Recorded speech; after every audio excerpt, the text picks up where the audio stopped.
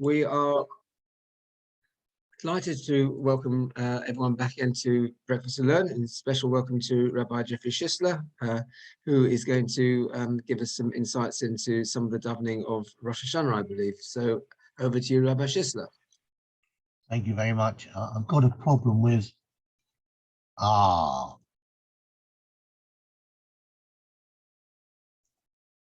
Is that okay now? I can hear you. Can you hear me? Yeah, we okay. Right. Well, good morning, ladies and gentlemen. Stephen asked me to talk about something to do with the liturgy, the prayers of Rosh Hashanah. So I'm going to talk about the Amida, the particular Amida. You will know, I'm sure, that every Amida that we ever say starts with the same 3 brachot and ends with the same 3 brachot. Even during the Yamim Noraim, there are 1 or 2 very slight variations, but essentially they're identical, virtually identical. The only thing that changes in the Amida, depending on the occasion, is the central portion. During the weekdays, as you know, we have 13 brachot.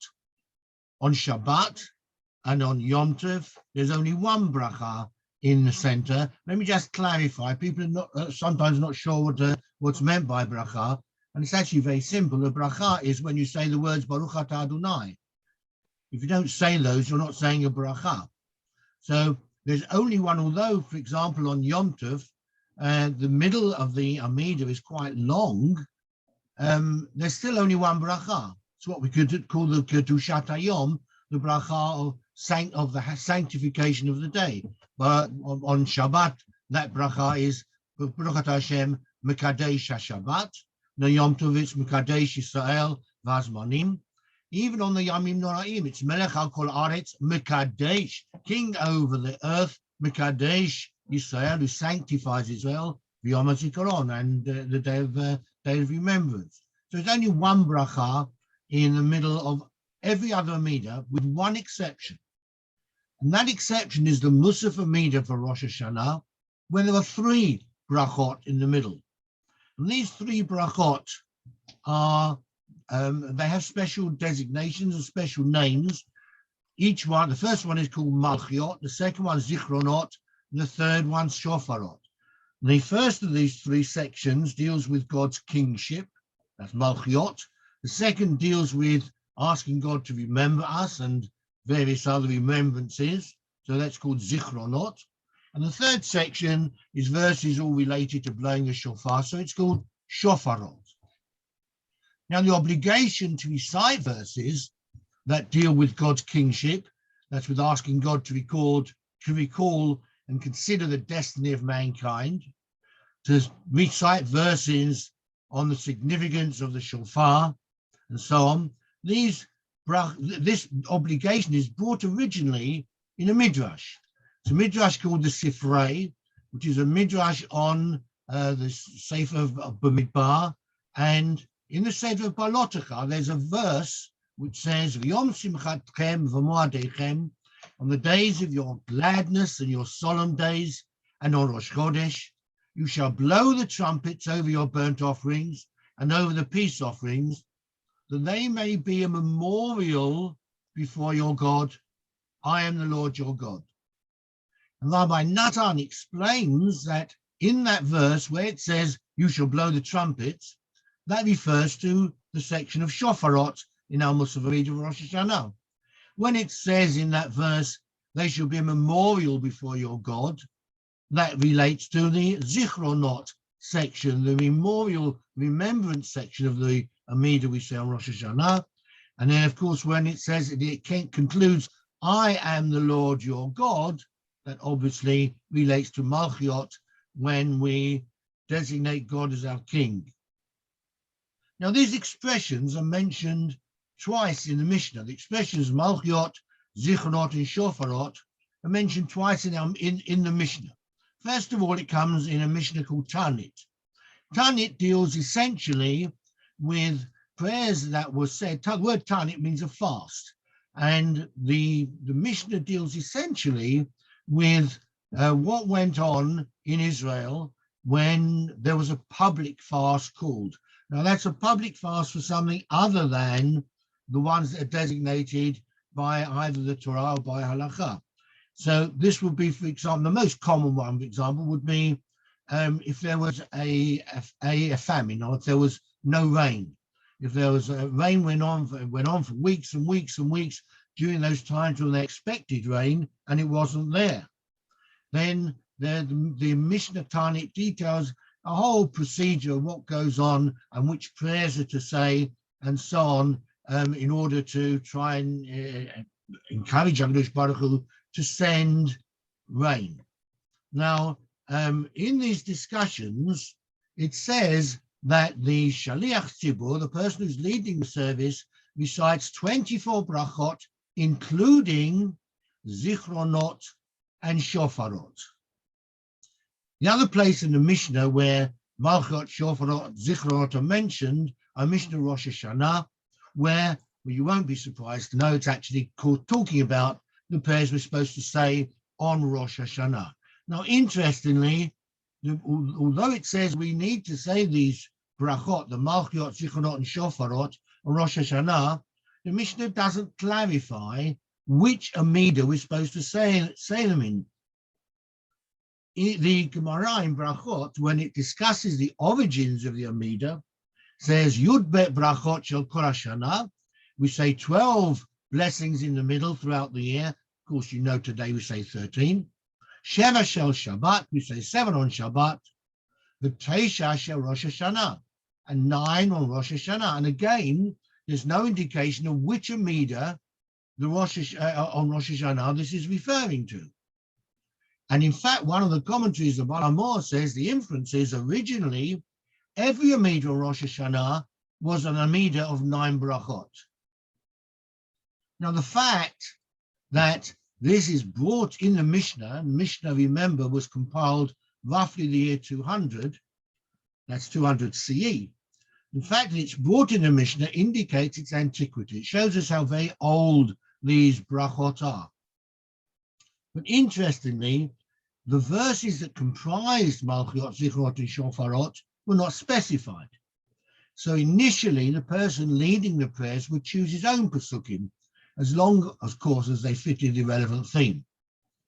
Now, if we look more closely at the Mishnah in Tanit, in the second chapter, it would appear that the individual recited the usual 18 brachot on a public fast day, and it was only the chazan, only the shliach tzibur, who increased the number to 24, which, as I've already said, the Mishnah tells us, must include zichronot and shofarot.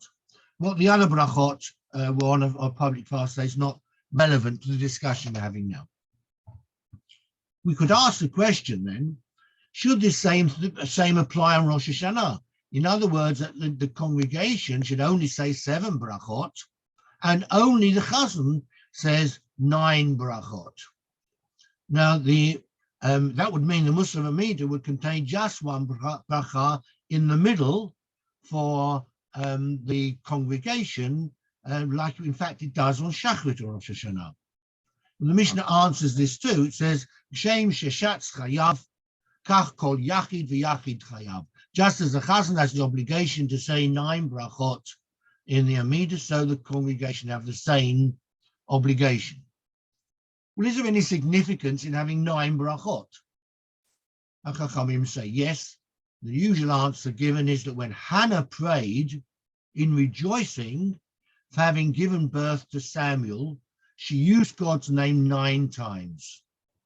And according to Ma, it was on Rosh Hashanah that Hannah was granted divine remembrance, as indeed were Sarah and Rachel. Now, why do we have them in the order Malchiot, and then Zichronot, and then Shofarot? Well, one answer is, first of all, we acknowledge that God created the universe and rules over it, as Melech, as king. We then ask that he remembers and is mindful of the deeds of man and repays us accordingly, Zichronot. And then finally, we speak of the sound of the shofar, which was heard at the giving of the Torah, which was, of course, the beginning of our nationhood, and will be heard once again when the exiles are gathered together at the end of days.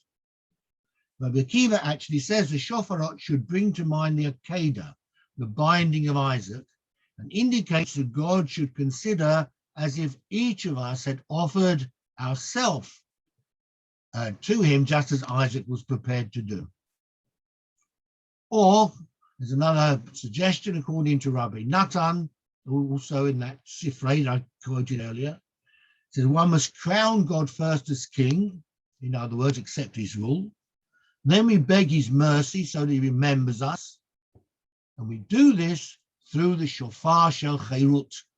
We do this through the Chauffeur talking about the Chauffeur of freedom.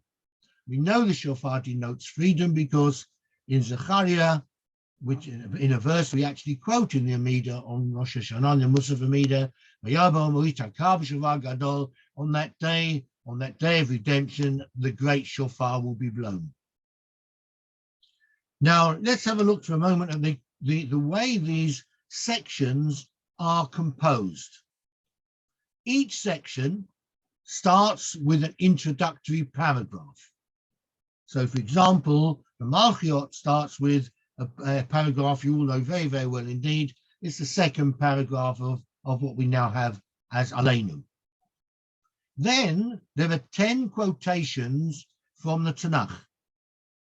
There are 3 from the Torah, 3 from the Ketuvim, from the scriptural sections of the Tanakh, 3 from Nevi'im, from the prophets, and 1 from the Torah.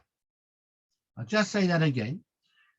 The quotations from the Tanakh are 3 from the Torah, 3 from Ketuvim, 3 from Nevi'im, 1 from Torah. Then there is a concluding paragraph, and that ends with the bracha.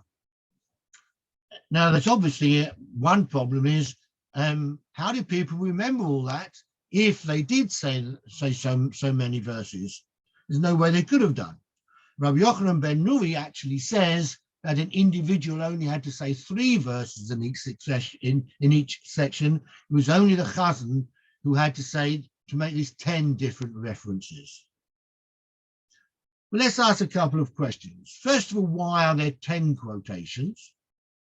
And secondly, if you were listening carefully to the way I described the construction, you'll notice that it says 3 from Torah, or not it says, there are 3 from Torah, 3 from Ketuvim, 3 from Nevi'im, and 1 from Torah. Why is the Ketuvim before Nevi'im? I'll come back to that in a moment. Let's first of all just address the question of why are there 10 quotations? Well, various reasons again given for that. One suggestion is the world was created with 10 utterances. But what do we mean by that? Well, in the account of the creation of the world, the word Yehi, let there be, occurs 10 times. So by using 10 quotations related to God's kingship, we accept his sovereignty over the world on Rosh Hashanah.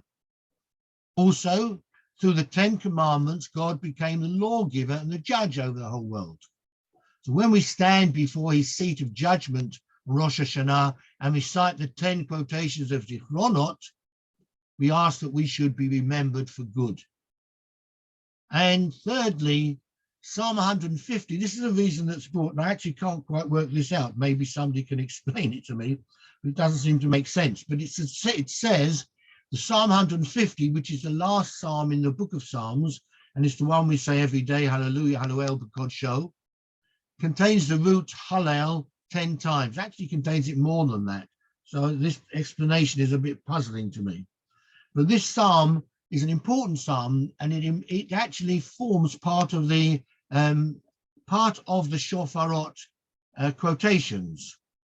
So the suggestion is by hearing the shofar and reciting these verses, we remind ourselves of our obligation that we have to praise God. Let's have a look at this problem of why in the order of these verses do we have Ketuvim before Nevi'im? Well, why am I asking the question? And that you would have realized is because we have a Tanakh, and the Tanakh is the 3 sections of the Hebrew Bible, which is Torah, then Nevi'im, the prophetical books, and then Ketuvim, the scriptural books. So you would have expected that perhaps in the Malchiot, Chauffeur, Zichronot, the quotation should be 3 from Torah, 3 from Nevi'im, and 3 from Ketuvim, but it's not. As I said before, it's 3 from Torah, 3 from Ketuvim, then 3 from Nevi'im, and then on top of all that ends up with another verse from Torah. Well, Masechet Sofrim, which was compiled roughly the 8th century in Israel, they are books that have, there's a whole section of Masechtot Ketanot, of small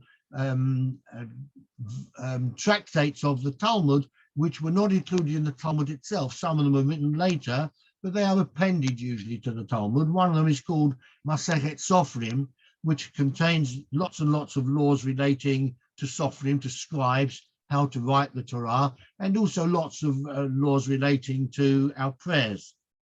Now, answering this question, why we have the Ketuvim before the Nevi'im in our Amidah for Rosh Hashanah, Masechet Sofrim says, since King David lived before the prophets, the parts of the Ketuvim that he wrote are obviously older than those that were written by the prophets.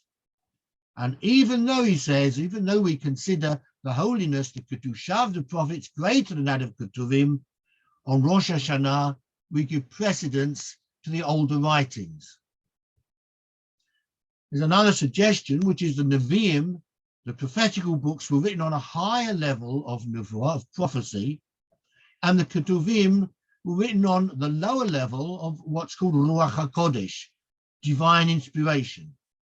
Obviously, the Torah was written on the highest level of Kedusha. Now, by compiling the verses in this order, Torah, Ketuvim, Nevi'im, and then Torah again, what happens is we start with verses from the Torah on the highest level, then we go right to the lowest level of prophecy, the Ketuvim, and we ascend. So we then go Ketuvim, Nevi'im, and we conclude with Torah again. Now, why is it that we only say Malchiot, Zichronot, and Shofarot in Musaf and not in the other Amidot of Rosh Hashanah? We can see from the Mishnah that each section has to be followed by blowing the shofar, as you know we do. In fact, there's some places that had the custom, probably still exists, where the person who davens actually blows the shofar as well. I won't go into this now, but there's this whole different topic, of course. But there were people who there are places where they blow the shofar even in the silent Amidah. So the Chazan is davening for his own silent Amidah. When he finishes the Malchiot section, he stops. I presume he looks around to make sure everybody's with him and then blows the shofar. We don't have that practice. I'm not 100% sure, but I think somebody told me that was the practice. I don't know why at one time in the New West End, but that would be a very long time ago. But it's not really the Anglo-Jewish practice. So if it was done there, I'm not sure why it would have been.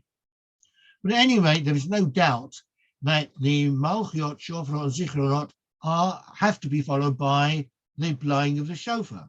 They're very closely linked to it. And in fact, the introductory paragraphs that we have to each section were composed by a 3rd century scholar called Rav, and they are called the Tikyata de Beirav. They're called the shofar blowing prayers of Rav. The Tosafot, the commentary on the Talmud and Rosh Hashanah, explains it was the custom to sound the shofar in Shachrit. And that's for a very good reason. There is an important principle which we call is Darez LeMitzvah. And that is, if you have the opportunity to perform a mitzvah, you do it as soon as you possibly can. You don't wait, you don't fiddle around, you do it immediately.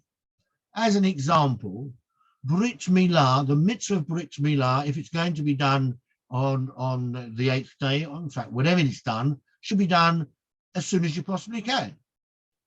Now, it is perfectly fine to do the mitzvah anytime during the day. You can perform Brit Milah any time during the day. We don't do Brit Milah at night time. We only do it in the daytime. We don't hide the fact we're performing Brit Milah. Unless we've got no option, we try not to hide it. We're happy to demonstrate to the world we're performing this important mitzvah.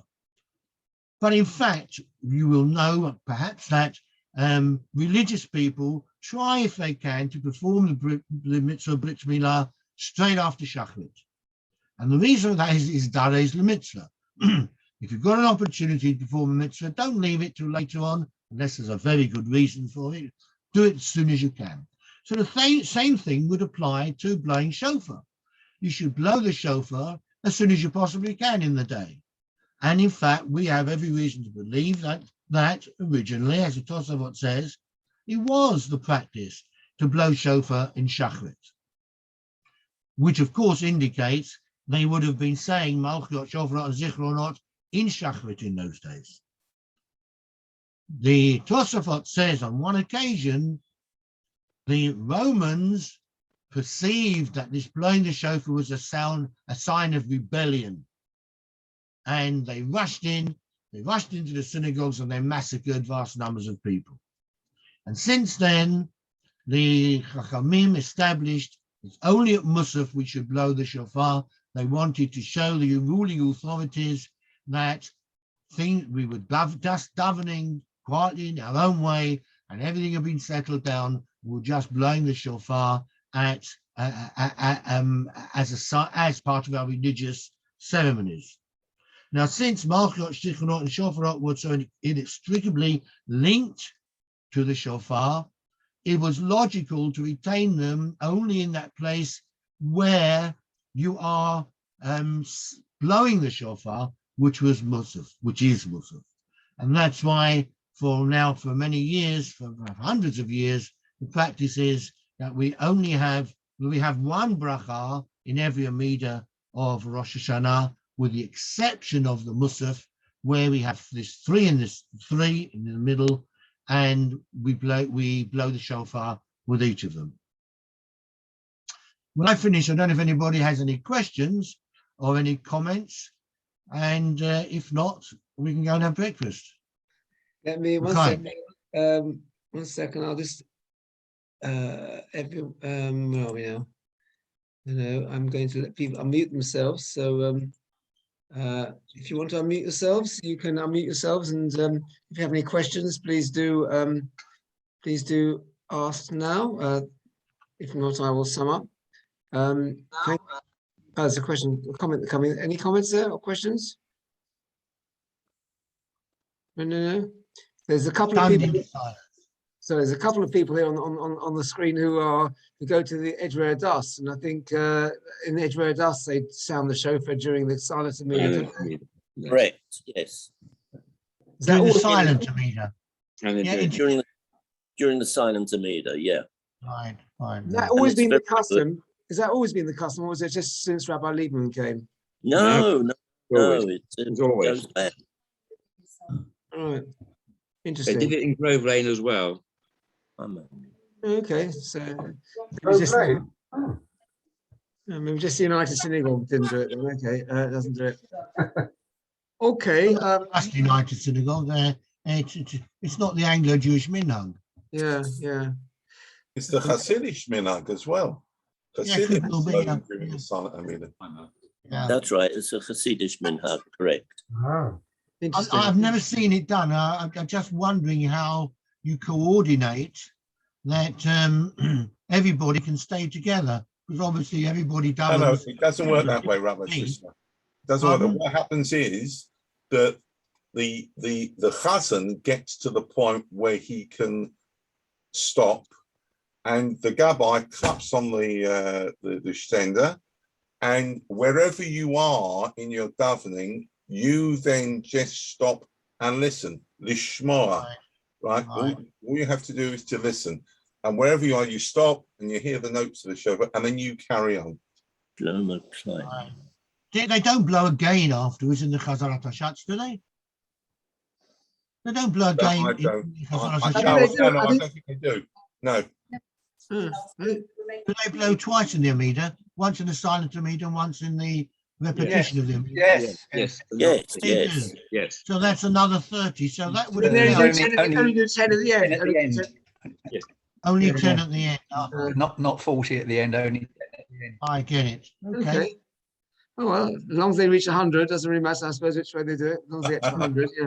Well, you don't even need 100. You only need 30. That's true. Fulfill the True, mitzvah. true, true. Okay, thank you very much. That was so interesting, Rabbi Shisler, very interesting. And you're the expert on liturgy, so it was great that you did this one. So, okay, thank you very much, everyone. Have a good week. Have a Shana Tova, everyone. And we will recommence Practice and Learn after Sukkot. Okay, the Tuesday after Sukkot, and I'll send out a schedule over the coming weeks. Okay, and we'll make a decision then whether we restart the breakfast again in person or whether we carry on by Zoom. We'll sound out everyone's opinions on that over the next few weeks. Have a good week. Shana Tova, K'tivat Chavito. Not over. Thank you. Bye. Bye. Thank you. Bye, Sylvia. Didn't say mention Sylvia before. I'm here. I'm here. Very good. Nice seeing you. Okay, bye. Bye.